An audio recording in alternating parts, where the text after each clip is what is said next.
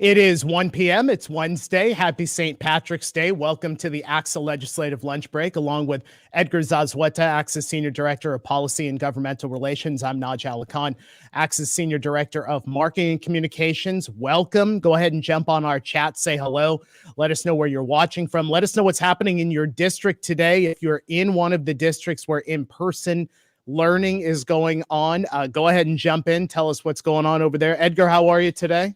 Good, Naj. I missed you last week. Missed everybody. It doesn't feel right now when it's a Wednesday and we're not on here at 1 o'clock. It was like something's off. But once in every great while, they make us do other stuff here at ACSA besides us, having fun on here. So can you believe they make us do other stuff here at ACSA? That's ridiculous. Actually, one thing, and that I really have appreciated about this show, beyond just the news and information and the discussion that we're able to provide, is what a therapy session sometimes it is over here on the chat for our members, for our participants, for our viewers, because they have the opportunity to interact. And I know you've been in meetings all day, and it's certainly something that we've heard from many of our viewers about how much they appreciate just being able to decompress and talk to each other. Oh yeah. I mean, I was in a meeting earlier with our members and it was actually pretty awesome. Like a 5-minute introduction. It got in the way what we were supposed to do, but a 5-minute introduction went into a 45 minutes of folks just kind of letting out their emotions given what's going on in schools. And I have to say that there was tears, but some of those tears were actually tears overjoyed of just how hard folks have been working to get to this point where we're seeing more kids back in classrooms. And I think just the reaction from our school leaders hearing about the stories of how excited kids and families are, and the fact that it hasn't happened by a magic wand. It's taken a lot of work, but it was just kind of cool to hear just a impromptu reflection from so many of our members today. Yeah. And we're going to hear from two district administrators a little bit later on in the show today. They can tell us a little bit more about that in-person experience and being able to see the students get back into the classroom. Want to say hello to Rick and Deborah, Vivian, Terri Sanders, Holly Eads is with us, Mary Lim. So good to have all of you guys here with us. And again, jump into the chat, say hello. Edgar, we got so much to talk about today. I do want to ask you about state board and assessments, because we've talked about assessments now for several weeks. It's been mentioned on the chat, and we have some updates from state board. Is that correct? Yeah. So the state board yesterday met and took some preliminary action, and I'll explain why I'm saying preliminary action, because I know there was even a bit of confusion of what all this meant. But essentially what the state board voted on, after hearing, mind you, from a lot of our members, once again, many of our members met the call of action, lined up virtually to go have their voices heard at the state board, talked about the concerns with trying to implement a robust testing schedule this year, what it means for students, what it means on the system. And so the state board voted to go ahead and authorize a request to the federal government. So they're still going to have to ask, they're still going to have to get approval. But what they're essentially saying is that, no, we should not have to administer the CASP this year. That if there ever was a year where we can utilize local assessments to really measure student progress, because I think we're all sensitive to that yes, we need to know where students are at. But this year, instead of using the state assessments, that the better way to go about this is to use locally formulated assessments. So that passed. I know there was some confusion, but like, okay, that means we don't have to test. Not yet. That doesn't mean that yet. The federal government still has to give approval on this. We do believe that, they're very in tune, and our state has been working with them. This federal government had been saying no blanket waivers. So they weren't going to entertain that. And I think the Secretary of Education even today came out and said, hey, we haven't changed anything. We're not gonna consider any blanket waivers. Essentially what we mean by blanket waiver, any state telling us we just don't want to test at all. We're just gonna do no testing. Our state officials feel that how the waiver was narrowly crafted, that we're still saying we'll have to collect data. We're still going to try to measure how students are doing. We're just going to do that locally. That will meet the requirements of their criteria, but we'll have to wait and see. We are expecting that the federal government, knowing that we're right in the middle of the testing window, that things are moving very quickly, that they'll give the state some feedback. But at least initially, that was a good first step from our California officials moving in that direction to give some relief on the state testing. Yeah, and I'm glad that you brought up the advocacy part from our members, because we're going to talk about Ledge Action Day at the tail end of the show today, including a growing list of lawmakers that is going to be participating in Legislative Action Day. We've talked about it. It's like this show, but on steroids. It's Edgar and I for 2 days of coverage. Hey, let me ask you this, because Barbara Nemko put something in the private chat. And Barbara, I want to let you know, this is about youth sports. Barbara asked what's going on with the new CDPH sports guidelines that were released yesterday. Only one parent allowed at games outdoors in huge stadiums. Barbara, thank you for asking.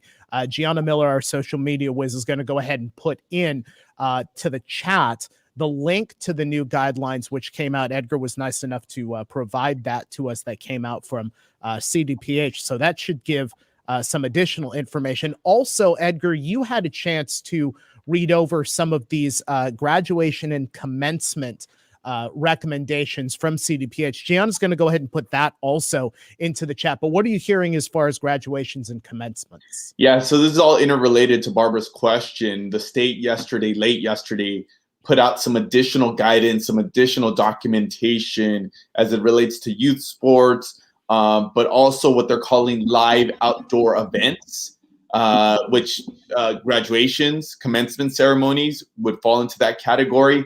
And basically the bottom line there is, depending on which tier you're in, and when we say tier, which tier as it pertains to the blueprint for a safer economy, there's going to be different restrictions. Just like kind of what you're hearing about as it relates to professional sports, that, okay, April 1st, they were going to allow folks back into baseball games. And depending where you're at, you're going to have limited capacity. I believe it starts at 20% and ramps up there. They are making some changes now that also would apply to if you're having a commencement ceremony outside. Same thing is in place, and they put the guidelines. So yeah, we're still digging into that. This is pretty fresh still.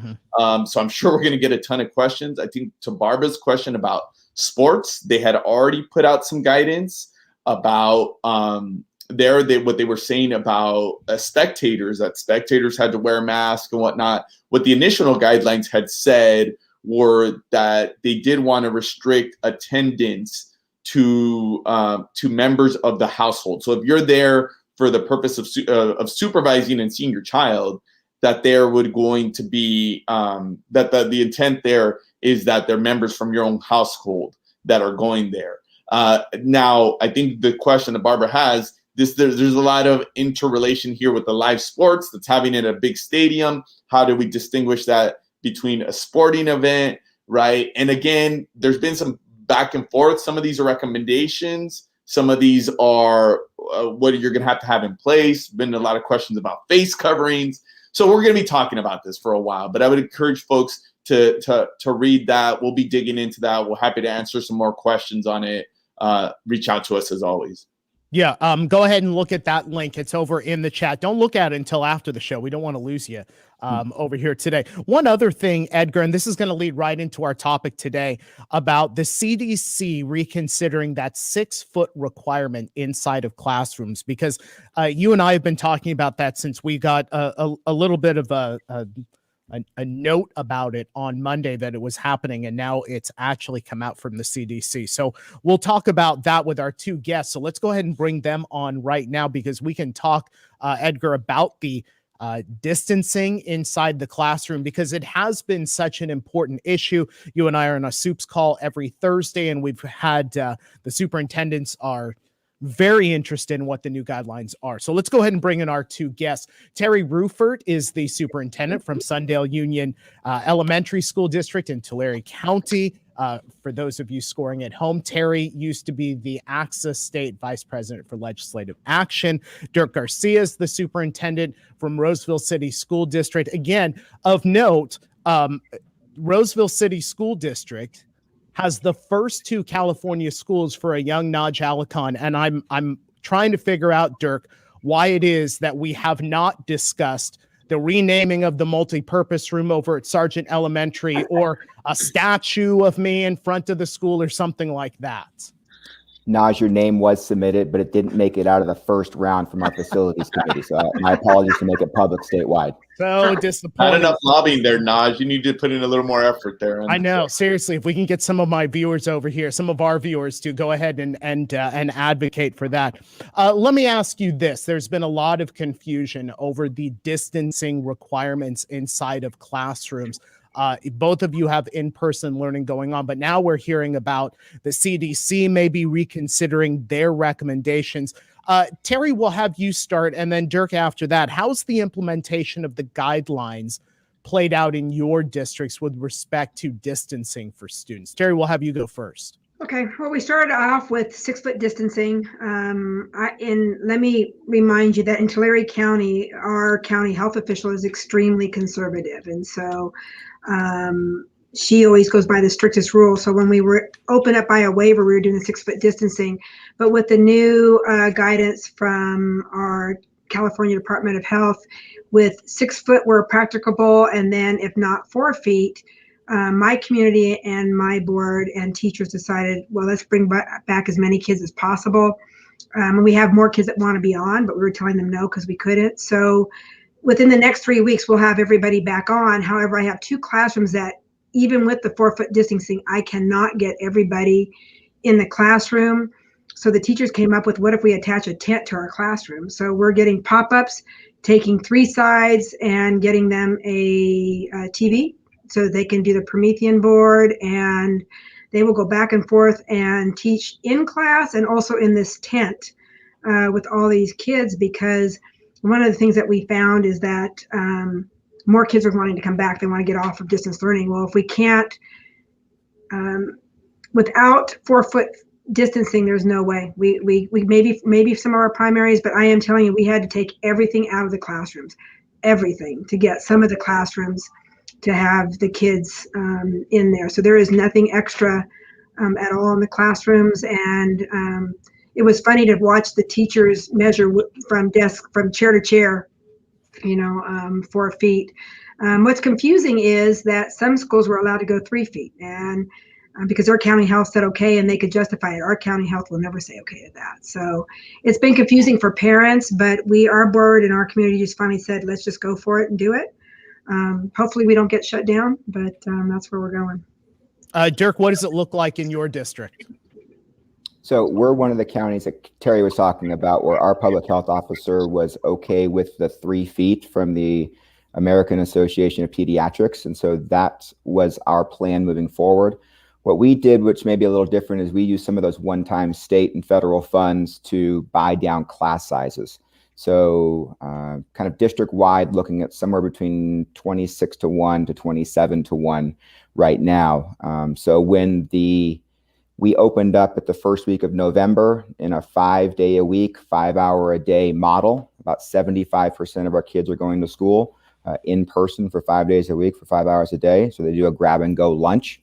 And then, the other 25% are in full-time distance learning.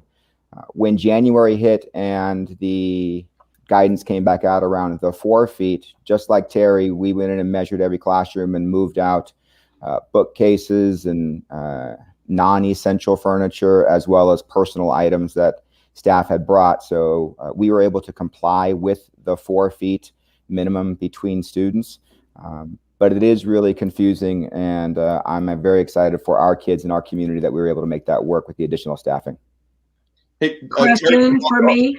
There was a question Terri, for I was me. going to ask you this as a follow-up to what Derk said, because I know we got a question about, are you guys have all your, is everybody back at the same time? So maybe just take both of you a moment to talk about the model that you're using right now and how that's working, given the context of what you just said. Okay, with 6-foot distancing, we brought back AB day like a hybrid, and then Friday was everybody distance learning. But starting next week, everybody through 3rd grade will be back on that wants to come on after our Easter or spring break on the 6th. Then 4th, 5th, and will come back on, and I have intervention classes in middle school. They'll come back, and then the following week will be everybody that wants to come back. 7th and 8th. So right now, my 7th and 8th are only cohorts because we're in the purple. We're supposed to be in the red today. So then they will go to being reopened. So not all at one time, but by the 12th, it'll be everybody that wants to be on campus. And I have And for about us- 13% still distance learning. Got it. Thanks. Derk? And for us, we started the school year in full-time distance learning. Many of our neighboring districts and/or neighboring county opened up in a hybrid model. So we had some time to talk with them. And we made a decision internally to avoid the hybrid at all costs. So we sat with our labor partners to try and find a way to really implement SB 98 around maximizing in-person learning time, meeting that minimum 240 minutes, and kind of crafted this 5-day-a-week model for 5 hours a day, where our elementary kids have 2 nutrition breaks. So everybody gets a lunch and then a grab and go. They get a breakfast in person and then they get a grab and go lunch. And so we're able to cohort kids during recesses by grade level during those breaks. And we were able to launch that on the first day of our second academic trimester. So we just finished that first trimester up of in-person. It's gone exceptionally well. We were able to ride out kind of the post-Thanksgiving, post-holiday surge. And right now, case rates are really low and folks are excited to be back in person. So much so that we're getting folks requesting to come back from the distance learning model. That's awesome. No, that's awesome. And I know it hasn't been an easy road to get there, but yeah, no, to both of you, just for all you've done to get so many kids back. Kind of on a somewhat related front, and I'll start with Terri. Obviously, there's been so much attention here on the spring and trying to get students back into classes. I know one of the things that's starting to be heavy on everybody's mind is, what does the fall look like? You know, what's the planning going to look like there, given some of these pieces on the distancing that we're talking about, but also we're getting the question a lot more about what are going to be the restrictions about distance learning. So just from a practical aspect, how's your planning already started? Or are you just still focused on what's happening in the present day? What does it look like as we're starting to think about the next academic year? I'll start with Terri. Yeah, no, we are actually are, and it's unfortunate because it's all coming down at one time, right? Kids coming back and trying to plan for next year and all this money coming down and all the reports we have to do. But one of the things that we basically did is we're going to have 3 different options and be ready for any of them that come. One is if we have to go back to 6-foot distancing, if we have to distance at all, 3 foot, what do we need to do? And then if we can come back full time. And then we always will have a 4th plan is if we have to do distance learning. So it really is focusing on all 4 plans. So what is important for us is right now that we're focusing on is the teachers to not think that when we come back that Zoom, Google Classroom, all those things are going to go away. We're talking about how to incorporate them no matter what. Because at any one time, I have a feeling distance learning could happen if we have a flu outbreak or any kind of outbreak. So really learning what's best that we've learned from this part that we've done and how can we move as fluid as possible through any one of the plans. So the plans we've already kind of had already. We're fine tuning them, but the thing that we didn't do as well is how do we move fluidly back and forth through them. So that's our focus, is how to fluidly move back and forth. And at the drop of the hat, with our parents more than even our staff, how do we move from one to the next in case somebody drops a bomb on us like they did last year, right? So. Right. Well, thanks, Terri. For us, we are planning to continue with distance learning, TK through 8th grade. So every parent will have the option to send their child to that. But we're anticipating a similar staffing model to what we're using now, which will ensure that we could have 4 feet of distancing. I don't think it will go back to the 6 feet. If anything, I think it could narrow to the 3 feet. So we're still looking at doing a district-wide staffing of 26-1. It's in alignment with our board goals, with our LCAP. It aligns with the grade span adjustment dollars that the state gives us for primary grades to lower class sizes. So we feel confident that we'll be able to provide more targeted intervention on a daily basis with lower class sizes as opposed to running kind of a one-off summer school for a couple of weeks. So that's our planning, is to lower class sizes across the board, TK through 8th grade, 26-1 district-wide average, as well as offer a distance learning option for those families who want that for their children. Naj, before I hand it back to you, I think hearing both Derk and Terri talk actually reminds me of something that we've been getting asked the question quite a bit about this planning towards fall. And it's going to become a huge part of our advocacy. In recent days, especially, you know, some policymakers, I'll name some of them, maybe not name others. They've been very adamant. Some of the favorite ones we keep bringing up for other reasons. But we've had them publicly remind our leaders saying, hey, we haven't actually authorized you to do distance learning for next year, because the ability that we got was, as they're reminding us, was only for 1 year. With that said, I think I find it hard to believe that the legislature would be able to pivot completely, given where we're at, not only on the health situation, but given the reasons that both of our leaders just said, right? There's still going to be a subset of the population that even with vaccines, even with lower transmission rates, I think that there's still going to be some need for distance learning. Now, I know there's varying degrees of perspectives amongst our members of to what extent should it be just open-ended and they let anybody do distance learning. But I think this will be a huge question as we go into the next couple months. One of the things we're going to be pushing at ACSA is that they need to make decisions earlier rather than later, right? Waiting till, as Terry said, waiting until the budget season, the end of the budget, June, July. Well, some schools start in July. So it doesn't make sense for them to completely switch on a dime. So Jason Arenas asks a question, and Derk, I'll have you respond first, and then Terry after that. Jason asks, how are your districts equitably identifying which students are in person and or virtually? What's the threshold? What's the ID process? Derk, let me have you start first. So we brought our students with IEPs back in September in small groups, especially those self-contained classrooms.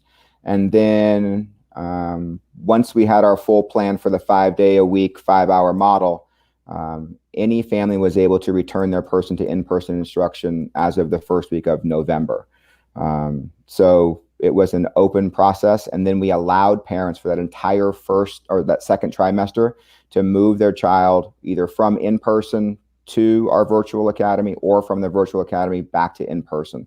So we did just stop that at the start of the third trimester. So in terms of the equity piece, I feel like every parent had an opportunity to have their child in the position that best suited their needs. We first started back in August. We started up with day camps, and we did it based on essential workers for families, and then people that had difficulty even with the hotspots getting connectivity, and then special ed. And then as we moved into cohorts, we focused on the same, those that were falling behind or seemed not engaged in the Zooms and not getting their work in, or special ed kids that wanted to, that parents were willing to have them come back. And we still, again, even though we had a Chromebook and a hotspot for everybody that needed it, they still didn't, even though we tried 3 different services, in some areas they just didn't work. So they came on campus. But as of the 12th of April, well, starting this next Monday, everybody that wants to come on will have room for them. So one way or the other. But that's how we started. This question will be for Derk, and actually, I'll ask a question from one of my favorite administrators, and this will go to show that I don't hold grudges. Here we go. Grant Bennett. Here we go. As folks know, he watched me grow up there in Paris. He's the one who gave Naj and the team the pictures of my high school pictures, but I won't hold that against him. I think this question is to Derk. He wanted to know, in relation to in middle school, high school, are you having the teachers move around? Are you having the students? Kind of how's it looking practically in terms of how you guys are doing it? Yeah, so we actually are having our students move around. So we have a 3-minute passing period in order to kind of prevent the congregation. Students are supposed to wipe in and wipe out of the classroom. And then there is a nutrition break, I believe kind of after second period, where any student who wants to has the option of breakfast. The 15 minutes really is because that's kind of that breaking point for exposure. After the winter break and after the Thanksgiving break, there was a spike in terms of the number of cases in our schools, really coming from family and social events during those holiday breaks. But since then, it's really dropped off the ledge to the point that we feel really comfortable with where we are in terms of having, especially students moving from class to class. Folks, if you want to go ahead and jump in with questions, with comments, we're so happy that the chat is active today. Go ahead and do that. Derk, I am getting 2 questions here. One coming from Craig Chavez, the other from Deborah.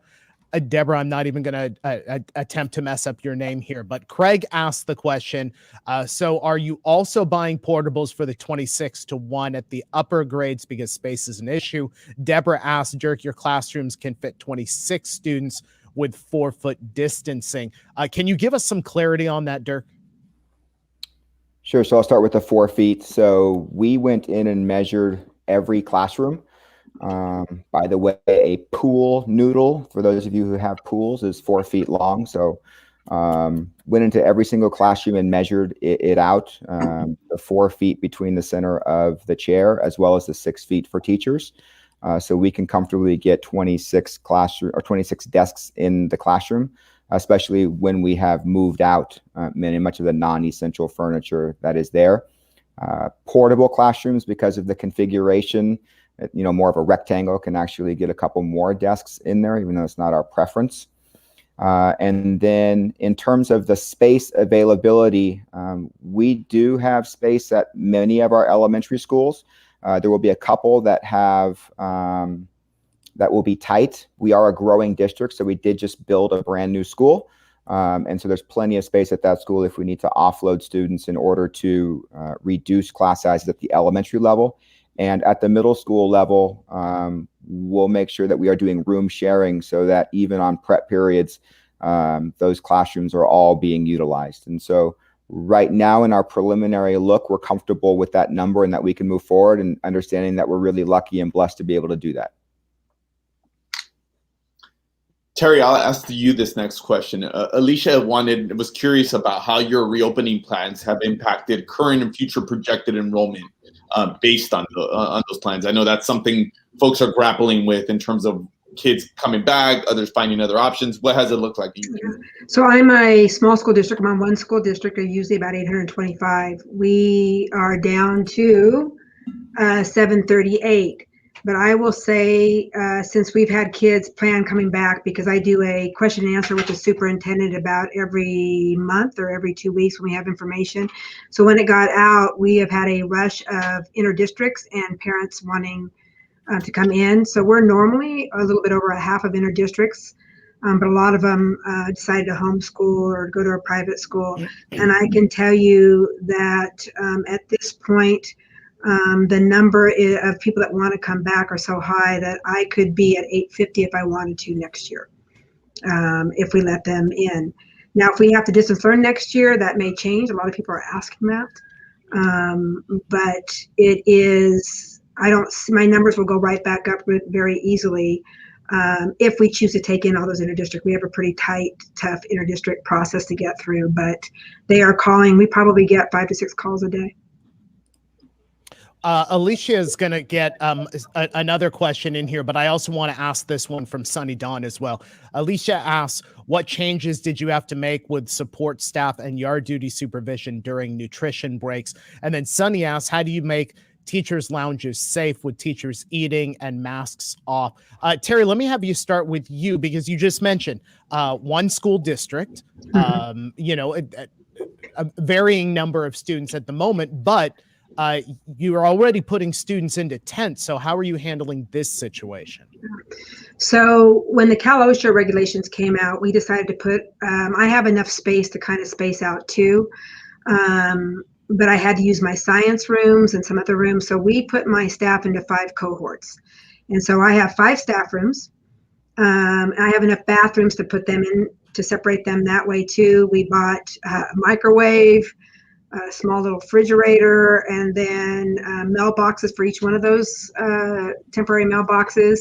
And then I assigned my office staff, including myself and my principal, to each one of those cohorts to take mail back and forth. So that's how we're doing it right at this point, since we won't have kids moving to the science room and all that. So we use that. And we put copiers in each one of those rooms. We took it out of the staff workroom and put copiers. So every cohort has a staff room, staff bathrooms, and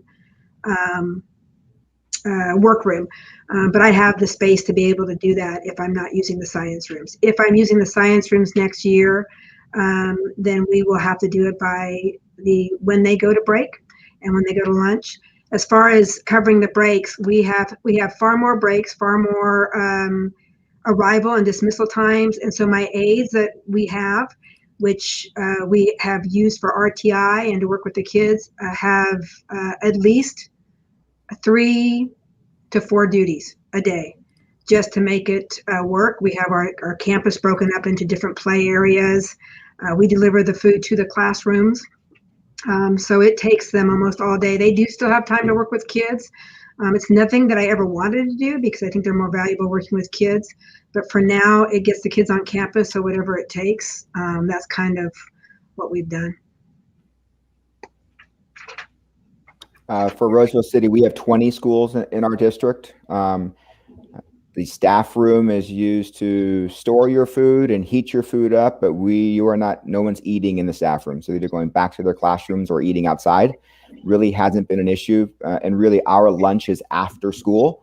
So it's really just a 15-minute recess nutrition break. So the lunches are happening for staff after students are gone at around 1:30.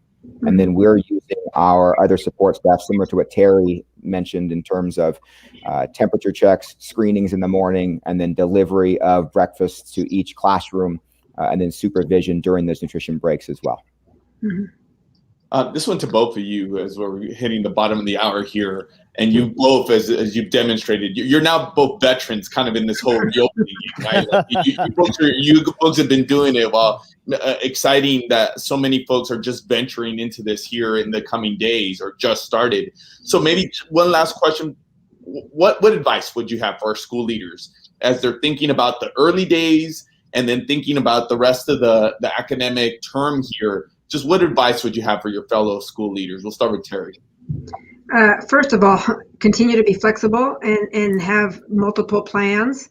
And then don't think you have to have all the answers. Some of the things that we've done that I haven't even shared that are very creative did not come from me or my principal. They came from teachers or parents and you know who's the most creative of them all is the kids themselves. And I only go up to 8th grade. But some of the ideas that the kids have been amazing. So being on shows like this, being on shows, see, I even got you guys your own show. Being on shows like this and being around, I go to the superintendent's one, I'm on this one, we have ones that are county. So I'm constantly gleaning from other people and then using those ideas. And then make it simple as you can make it. And then the only other thing I can tell you is do the best you can. It's not going to be perfect. And if you want more advice than that, I'm not going to say it on this, but you can call me and I will tell you or email me because there are just some areas we can't do everything that's out there for us to do. I mean, it's just not, you can't have your hands in all of it. I would say really pay attention to your staff, especially if they haven't been on a campus in a year. I know many of our administrators have been and our classified staff, but when teachers and those other professionals come back, there's a little bit of PTSD. And it takes about 2 or 3 weeks for them to kind of get over that and realize that being in the classroom with kids is what they were born to do and they get comfortable. But it does take a little bit of time. And so if we can get kids back in class this spring in preparation for next fall, I think that will allow for a smoother transition into the 21-22 school year. And then I completely agree with Terri. I think the more flexibility we can have, both in terms of our thinking around what next year could look like, as well as some flexibility in that one-time funding. But I try and tie everything back to those district goals and that LCAP and that school site plan, because what we all do is around student learning and mental health, right? And so anything that we're doing in a school setting, in my opinion right now, looks like it can tie back to those one-time dollars. And so being creative and flexible in our thinking as well to get our students where we all believe they should be.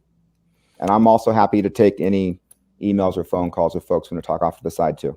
Now you see, they didn't put their email addresses in the chat. That's right. So now you're going to have to do the research after the show.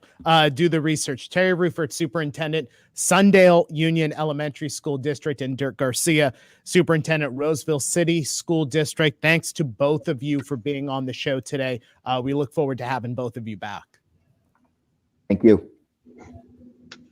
Edgar, before we start talking about Ledge Action Day, Lisa Salas Brown, who I think, and I'm not saying this because you're old, but Lisa Salas Brown, who I believe is our oldest viewer, asked 3 questions there about opportunities to learn more about 9 through 12 settings, LCAP, teacher caseloads. Something tells me, Edgar, within the next couple of weeks, we're going to have to move on to that topic, because so many of these counties that have moved now into red or still in red, the upper grades, the high school students, they're coming back. This seems like another full show. Would you agree? Yeah, well, first of all, I will say nothing about old Lisa. I would say the longest, probably There 10 you years go. earlier. There you go. I think it's a wonderful idea. I think we've been getting a lot of the questions. Obviously, so much has been focused on the earlier grades. Now that most counties are in the red, there's more ability. So you just gave us a great idea. Now we're going to go to work on that. So I think that's fabulous. Lisa says, I'm old and seasoned. That's good. That's good. Folks, as we near the end, I do want to tell you about Legislative Action Day, April 12th and 13th.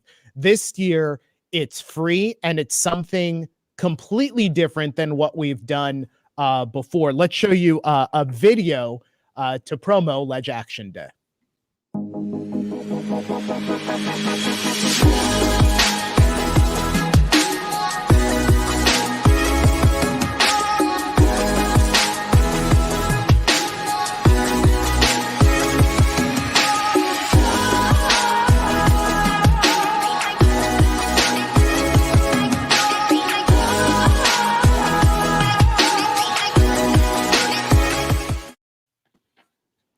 All right, that is April 12th and 13th. You must register. You can go on to our website, ACSA.org, and register for that event. It is the ACSA Legislative Lunch Break on steroids, Edgar. And as I bring you back on here, let me just talk about schedule to appear over there. State Superintendent of Public Instruction, our good friend Tony Thurmond, will be there. Senator Connie Lavel will join in. Senator John Laird will be in. Assemblymember Kevin McCarty will be there. Assemblymember Patrick O'Donnell will be participating. Brooks Allen from CDE, our good friend Jessica Holmes from the Department of Finance will be there. And we're thinking maybe some members of the governor's office. Your team has really driven the format of this virtual event, Edgar, and from what you're seeing, from what you're hearing about participation, why should members get involved? Oh, wow. I mean, I think like all of us, it's funny going trip down memory lane, seeing when we actually do stuff in person, right? There was a few clips there when we actually had LAD in person. So we were all bummed to not be able to come to Sacramento. The closer we get to this event, the more excited I am. Mm-hmm. We're going to be able to have more folks participate than ever before. We're getting more legislators to come in and want to be a part of this. I think it's going to be more transparent. It's going to be more inclusive than anything we've ever done. So I'm excited, and I think it's another example of we're learning from this year, as difficult as it's been. But I think we're going to be more effective in our advocacy just because we'll be able to bring more folks virtually together, and then prepare them and have them go out do some individual advocacy on their own as well. Yeah, and remember, folks, it is free to attend April 12th and 13th. It's in the morning and leads you right into lunchtime. Edgar and I are going to host the event. And I think, Edgar, this speaks to the seat at the table that ACSA has, now the growing seat at the table that ACSA has had, especially this year, to have that many lawmakers that want to come in and participate and take questions and go back and forth with our members that are participating. If I'm correct, Edgar, more than 500 people have already registered for this event, correct? So far, yeah, and we have some weeks to go. So I'm thinking we can get those numbers up quite a bit higher. So yeah, if you haven't done so, it's free. It's you could do it. You don't even have to wear shoes. For those of you that may still be home now, we do have a lot more of our members who actually have to dress up now because they're getting back to students in the classroom and back on school sites. But we're also taking that into account. We're being flexible with our schedule. Everything's recorded, knowing how busy our folks are throughout the day. And don't think for a second, for our viewers here, since this is the legislative lunch break, which is, a show about advocacy, that we are afraid to bring the list of registrants here and compare and contrast to those of you who are watching the show and call you out for not participating in Ledge Action Day. Don't think that we won't do that. This is going to be a really, really good event. And Edgar, we've got another busy week ahead, and it seems like we're going to have to move on to those grades 9 through 12, because I think the experiences we heard from Terri and Derk today, and then the questions that we saw in the chat today, it seems like it's fluid. And there's a lot of learning that everybody can share right now, a lot of resources that people can share. Yeah, no, obviously. And I think as more schools come back online, not online, because schools have been open the whole time. As we're getting more kids back in person, I think there's going to be more and more questions about how to navigate some of this. So we'll try to bring our folks together here virtually so everybody can learn from that experience.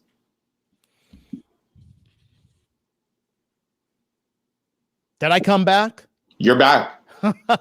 Wouldn't you know, to the last moment, my internet finally goes out. All right, Edgar, great show today.